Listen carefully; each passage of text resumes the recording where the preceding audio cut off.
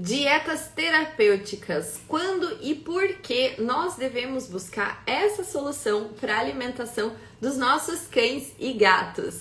Sejam muito bem-vindos à nossa aula semanal com muito conteúdo enriquecedor para você, tutor de pet e empresários do ramo que gostariam de fornecer mais qualidade de vida aos pets através dos alimentos. E o assunto hoje é muito importante porque, infelizmente, temos muitos pets com diversos problemas de saúde que requerem um cuidado específico, especial com a sua dieta. E o que a gente vê acontecer muitas vezes é as pessoas fornecendo até mesmo alimentação natural, por exemplo, mas sem investigar se aquele pet precisa de uma dieta específica. Por quê? A dieta que a gente chama de manutenção, feita e destinada para um cão adulto e saudável, ela pode sim prejudicar alguns animais em algumas situações específicas que a gente vai conversar ao longo da aula de hoje. E também convido a participarem, mandarem perguntas, contarem sobre os pets de vocês, para que a gente possa tornar essa aula mais interativa e voltada à prática, que vocês sabem que eu sempre gosto disso, né? Fugir um pouco daquela teoria chata e exemplificar com casos reais, né, e situações reais que a gente vivencia ou que os nossos clientes e seguidores também vivenciam. Então, vamos entender, né, como identificar, como procurar, por que a gente deve procurar, e alguns exemplos específicos de coisa que você pode estar fazendo errado, por exemplo, para o seu pet. Então, primeiramente, o que é uma dieta terapêutica, né? Então, ela é uma dieta que vai conter na sua composição e na sua formulação, na sua distribuição calórica, né, ingredientes ou características, vamos dizer assim, específico, porque às vezes não depende dos ingredientes. Então, nós temos, por exemplo, dietas hipoalergênicas, nós temos dietas hiperproteicas, hipoproteicas, nós temos dietas low fat, low carb, né? Inúmeras opções e possibilidades de fazer essas dietas. Às vezes a gente fornece essas dietas para os pets saudáveis, ou às vezes a gente não enxerga um problema de saúde do pet. A obesidade é um problema de saúde e ela requer uma dieta terapêutica, ou pelo menos um controle maior das calorias ingeridas. Então, a gente pode, por exemplo, também precisar de uma dieta hiperproteica para um pet que está caquético, que está precisando ganhar peso, que está passando, né, por uma recuperação, às vezes, de alguma crise, de algum episódio, né? E nós também temos dietas muito específicas para quadros também específicos de saúde, que tem dietas que elas são extremamente restritas. Por exemplo, uma dieta para um câncer, né, é uma dieta realmente que ela é diferente, bem diferente das dietas tradicionais que a gente produz. Uma dieta para um cão portador de cálculos de oxalato de cálcio também é uma dieta muito específica, e eu já vou citar exemplos. E também dietas, por exemplo, para cães renais, né, que a gente precisa fazer um controle muito minucioso dos minerais incluídos nessa dieta. Então, gente, é muito importante. Por que a gente fala assim, preciso passar por um veterinário antes de introduzir alimentação natural? Não, a gente não precisa, porque você também não precisa passar por um veterinário para ir lá no pet shop e escolher a ração que você quer dar para o seu pet. É claro que muitas vezes a gente tem orientação dos veterinários, né? Já está passando por uma consulta ou está com um filhotinho, já pergunta para o veterinário, mas de forma geral essa é uma decisão do tutor, né? Então a alimentação natural nada mais é do que uma modalidade de dieta que é uma escolha do tutor, né? Então não é necessário a gente passar por um veterinário para introduzir uma alimentação natural. Eu digo assim, gente que fala, então eu vou esperar passar por uma consulta, eu vou esperar fazer um check-up para introduzir. Não é necessário. Agora, quando nós fazemos essa investigação, em que momento for, né, seja na introdução da alimentação natural, seja de forma rotineira, uma vez por ano, né, a gente consegue informações que nos permitem direcionar as dietas do jeito que eu estava exemplificando agora, né? Então, a gente precisa, temos uma pancreatite, a gente precisa de uma dieta low fat, né? Temos elevação de enzimas hepáticas, nós temos alguns ingredientes muito interessantes para acrescentar nessa dieta que promovem a detoxificação hepática, né? Meu pet tem problema hepático, deve usar uma ração hepática? Não, né? Os erros também costumam acontecer com as rações também, né? Então, uma dieta, um cão que tem uma elevação das suas enzimas hepáticas não vai necessariamente precisar de uma dieta hepática, né? Como está nos nomes das rações. Então, saber avaliar as reais necessidades do pet é outra característica que esse veterinário deve dominar, né? Para saber justamente indicar a melhor ração ou formular a melhor dieta do pet. É por isso que o trabalho do médico veterinário nutricionista ou do zootecnista não anula a necessidade de um veterinário clínico de acompanhamento clínico, porque realmente cada um vai acrescentar com o seu conhecimento e dessa possibilidade, com essa possibilidade, direcionar a melhor estratégia nutricional para esse cliente, né? Então, nós temos diversas possibilidades de dieta e também aqui a gente está falando sobre dieta terapêutica, então lógico, um alimento completo, balanceado, uma alimentação natural, mas nós também podemos envolver esse assunto na produção de petiscos, o que é muito interessante, é o que a gente indica fazer, né? O próprio livro de receitas, gente, aqui o nosso livro de receitas, ele é um livro que ele não é para ensinar a fazer bolo de aniversário para pet, né? Ele tem muitas receitas, mas também muitas informações pertinentes como essa, né? Quais alimentos evitar ou quais alimentos escolher em diversos casos, né? E como eles podem ajudar diversos casos de saúde. Então nós temos alimentos antioxidantes, nós temos alimentos anti-inflamatórios, né? E também esses funcionais que acabam acrescentando características nutricionais específicas. Então, o primeiro passo é identificar. Como que a gente vai identificar? Fazendo acompanhamento, fazendo check-up, entende? Não é porque a gente precisa fazer para introduzir alimentação natural, mas ao momento que a gente faz, nós conseguimos direcionar muito mais, né? Eu não preciso ter exames para atender um paciente numa consultoria nutricional, mas tendo os exames, tendo um diagnóstico, tendo um histórico, a gente consegue direcionar mais. Até porque muitos exames, né, do ponto de vista nutricional, não são pedidos na rotina clínica. Então, tem esse outro cuidado também, né? Que muitas vezes um veterinário nutricionista, um zootecnista pode solicitar, né, exames específicos a fim de melhorar e direcionar ainda mais essa dieta, como é o caso da vitamina D, né? Raras as vezes em que os pets fazem a análise de vitamina D e muitos pets têm essa vitamina deficiente, porque ela pode ser deficiente por diversos motivos, né? A própria instalação de uma doença crônico-degenerativa, uma disbiose, um problema intestinal persistente, tudo isso vai reduzindo, né, os níveis de vitamina D e a gente precisa muitas vezes trabalhar com níveis otimizados. Porém, a vitamina D, ela é tóxica em excesso, né? Então não é assim, dar vitamina D à vontade para os pets. Ela precisa ser controlada e mensurada através de exames, né? Exames laboratoriais aí dos pets. Então essa identificação, primeiramente, é muito importante, né? E nós temos uma grande vantagem com a alimentação natural. Também não tem como falar de dieta terapêutica sem trazer alimentação natural.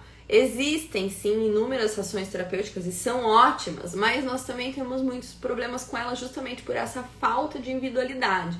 Então não é comum eu receber mensagens de colegas veterinários meus falando assim, ó, eu tô procurando uma solução para esse paciente porque nós já entramos com dieta assim, específica, né, hipoalergênica, low fat, renal, mas eu não gostaria de manter essa dieta por muito tempo porque ela acaba engordando o pet, ela tem um teor de gordura inadequado e enfim, né, são vários produtos. Por quê? Por mais que existam rações terapêuticas, elas englobam um leque muito grande de possibilidades, né? Já na alimentação natural, não, a gente consegue direcionar. O pet, ele é renal e hepático, ele é renal e tem problema cardíaco, ele é obeso e é renal, né? Porque tudo isso vai dificultando a gente escolher uma ração que possa, digamos assim, ser menos pior pro pior problema que o animal está apresentando, né? Então isso com a alimentação natural é muito mais fácil de fazer. E mesmo assim, tem casos que a gente, né, se bate, que a gente entra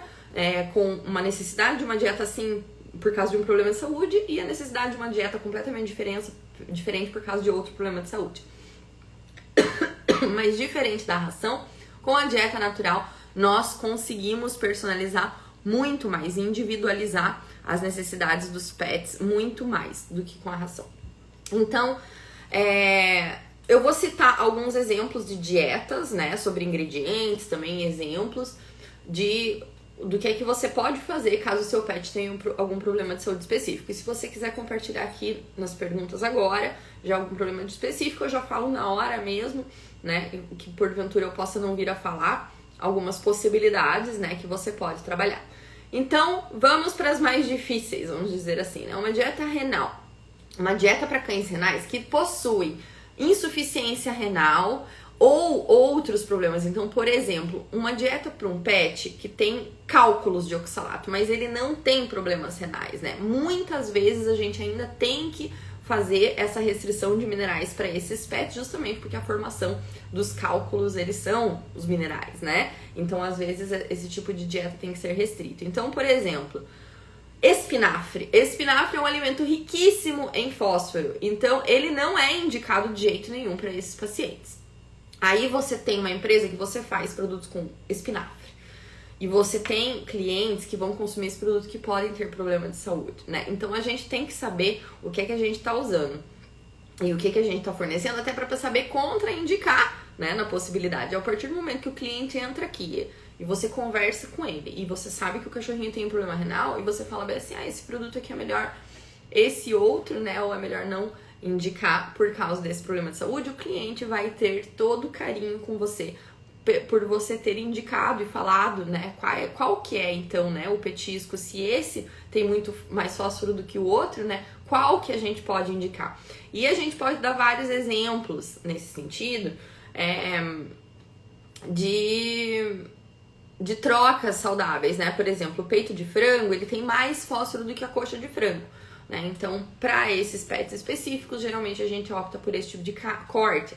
Também tem cortes que são muito indicados, que são baixíssimos em fósforo, como é o caso da língua bovina, ou suína, né? Ou do bucho, né? Então, são cortes específicos que vão atender essas dietas. Então, dependendo do estadiamento dessa dieta, nós também temos que cumprir, né, o teor adequado de proteína. Então, existe sim uma restrição leve proteica nas dietas desses pets e a gente precisa, então, balancear, né, quanto de proteína que eu posso colocar nessa dieta. Então, assim, entende que se esse pet que tem oxalato de cálcio ou que tem problema renal está consumindo a dieta de um pet adulto saudável, ele está prejudicando e muito. Então, ao invés de a gente prolongar a vida desse pet, a gente vai ter o efeito inverso, né? A gente vai prejudicar e acelerar, às vezes, uma doença, né? Então, já estão pedindo aqui diabetes, né? Então, temos 2 pedidos de diabetes. Vamos ver. Diabetes é uma dieta que não tem necessariamente restrição específica a ingredientes, como é o caso da dieta de baixo fósforo. Porém, é uma dieta que a gente tem que escolher os ingredientes com o menor índice glicêmico possível, né? Porque eles têm esses picos de glicemia que a gente precisa controlar. E também é uma dieta que não é interessante a gente variar muito, justamente por causa desses índices diferentes de glicemia dos alimentos. Então, por mais que você escolha 2 alimentos que sejam baixo índice glicêmico, ainda a carga glicêmica deles é diferente e pode ocasionar algum tipo de descontrole na mensuração de glicemia. Então, o ideal é que a dieta do pet diabético não tenha tanta variedade e possuam aí essa característica de escolha dos ingredientes de baixo índice glicêmico. Eu vou dar exemplos, né? A batata doce é ótima, muito indicada, né, pra gente colocar aí como fonte de carboidrato nessa dieta. E diferente do arroz, então o pet que come arroz, tem diabetes, consome arroz branco, né, por exemplo, aí a gente tá realmente não favorecendo tanto aí o controle dessa glicemia. Outra característica específica da dieta de diabetes é a necessidade do alto teor de fibras. Então, enquanto um cão adulto saudável precisa de 1,5%, 2% de fibras na dieta, o pet diabético precisa, às vezes, de 5%, 7% desse aporte em fibras. Tudo isso a gente precisa levar em consideração toda a dieta, tá? Toda dieta ela tem que ser balanceada. Mas assim, é mais o dobro da quantidade de fibras. Até porque as fibras, elas retardam, né, a digestão dessa dieta e evita esses picos glicêmicos. Assim como algumas gorduras, né, de absorção rápida, nós também temos aí essa ação junto com as outras. Tá me perguntando aqui, a batata doce cru, cozida. Gente, nenhum tubérculo, a gente pode oferecer inúmeros alimentos crus para os pets, mas nenhum tubérculo deve ser oferecido cru. Batata doce, batata inglesa, mandioca, mandioquinha, inhame, nada disso. Nenhum carboidrato, né? Muito rico em carboidrato, tipo arroz, não pode oferecer cru, né? Deve ser oferecido cru. Então, por mais que você ofereça uma dieta crua, essa parte tem que ser sempre cozida. E lembrar da nossa alimentação também, né? Isso vale. A gente não come batata crua, né? Então, para eles também não pode ser oferecido, tá? Então, a gente precisa também conhecer dos ingredientes, né? E de como trabalhar com cada um para ter um resultado seguro também, né? Então, onde eu tava dando exemplo das fibras, né? Então, assim, por exemplo, os biscoitos que a gente produz, né? Que a gente ensina na comunidade, que a gente produz na Chef de Animale, eles são muito mais ricos em fibras do que um biscoito industrializado, porque eles são feitos com farinhas integrais de verdade, né? Não tem amido, não tem injeção de linguiça no meio desse produto. Ele é, de fato, integral, natural, né? Então, nesse caso, a gente acrescenta fibras na dieta dos pets através de biscoitos também é possível, ou aumenta o teor de fibras, né? Os vegetais também fazem parte disso, mas não adianta você falar, não, vegetal fornece fibra, então eu vou fornecer o dobro de vegetal que eu forneceria para um pet de manutenção, né? Não, se você oferecer o dobro de vegetais, a probabilidade desse pet apresentar um transtorno digestivo é alta. Gases, fermenta, né?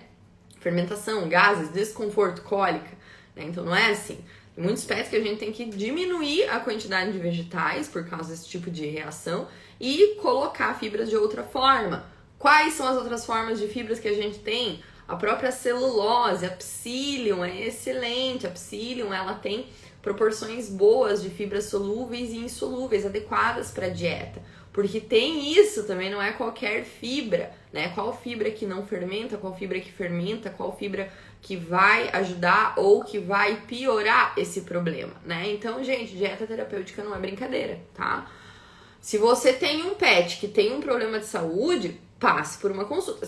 Assim, passe por uma consulta independente, né? Essa é a minha indicação.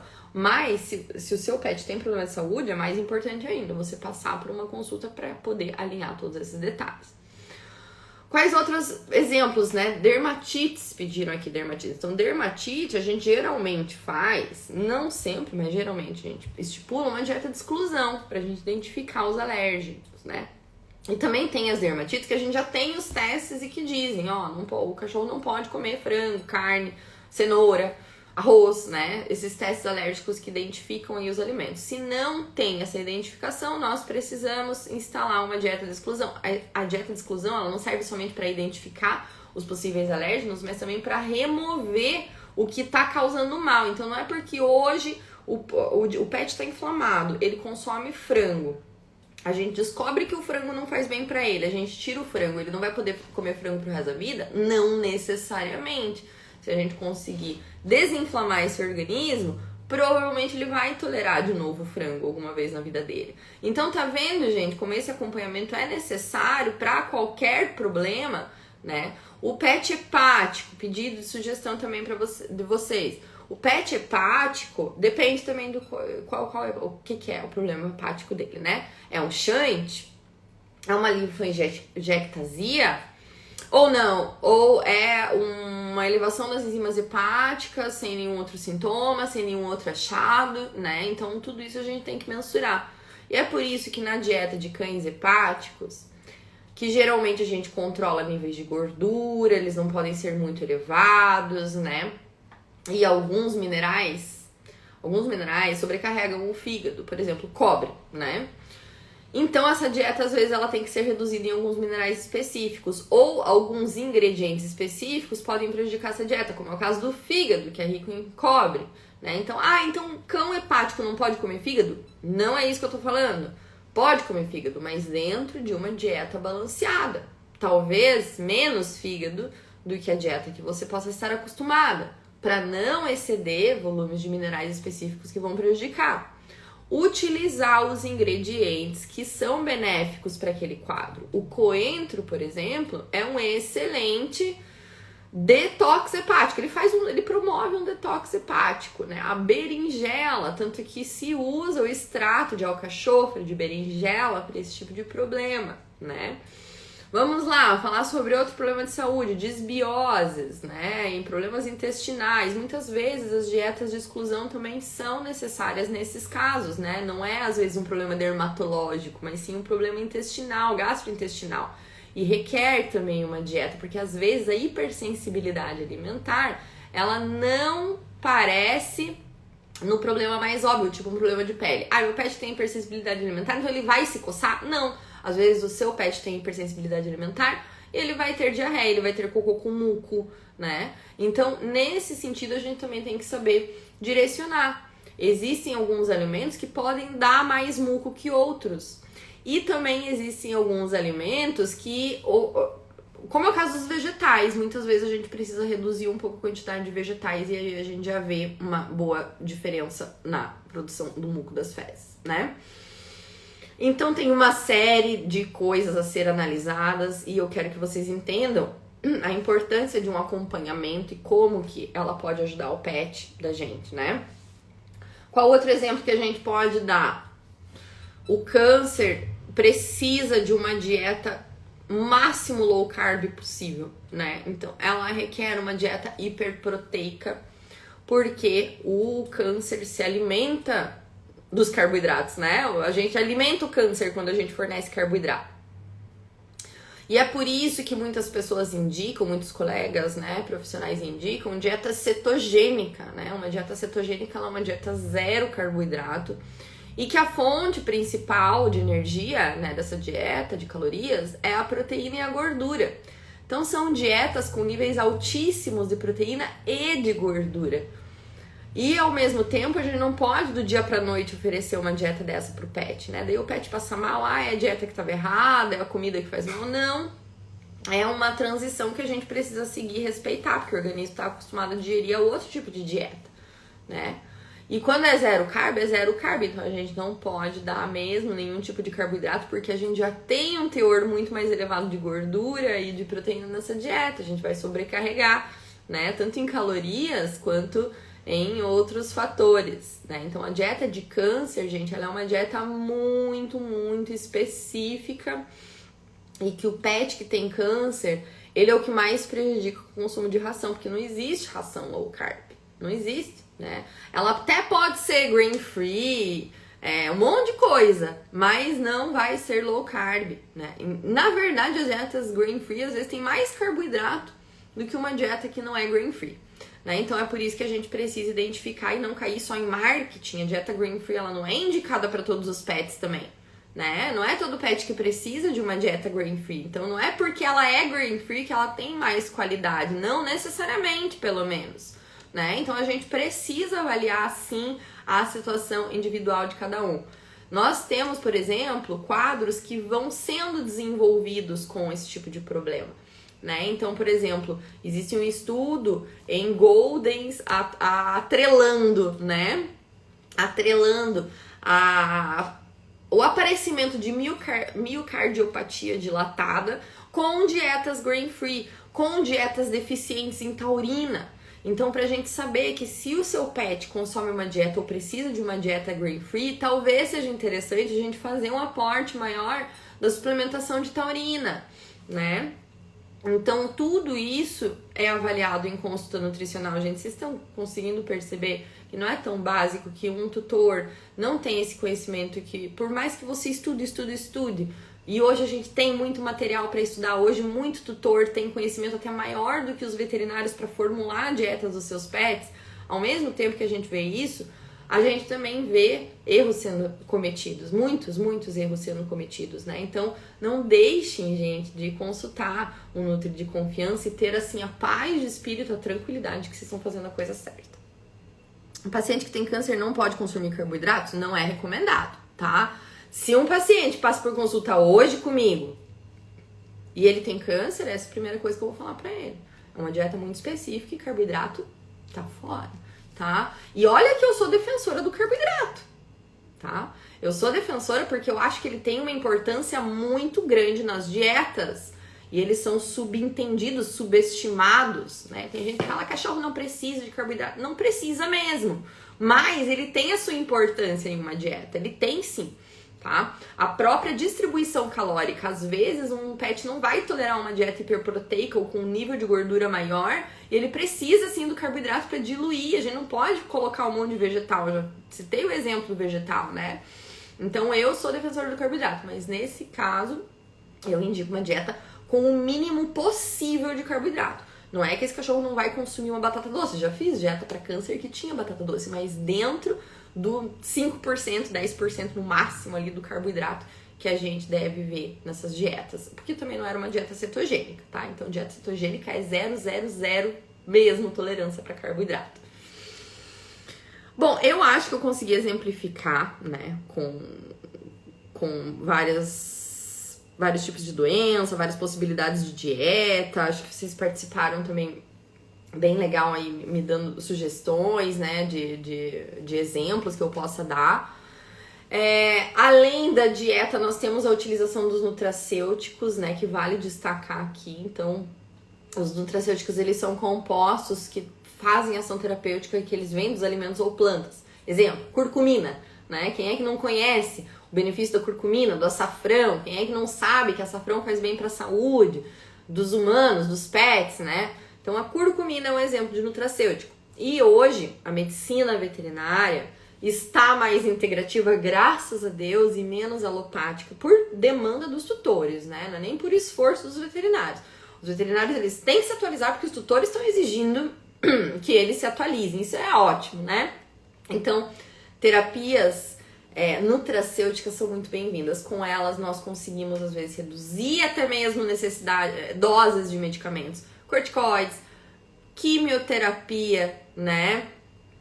Resolve muito tipo de problema, né? O ômega 3 também é considerado um nutracêutico, né? Porque ele vem dos alimentos e ele é um ácido graxo essencial na dieta, ele precisa estar ali, ele tem essa requisição mínima aí, né? Dos nutrientes.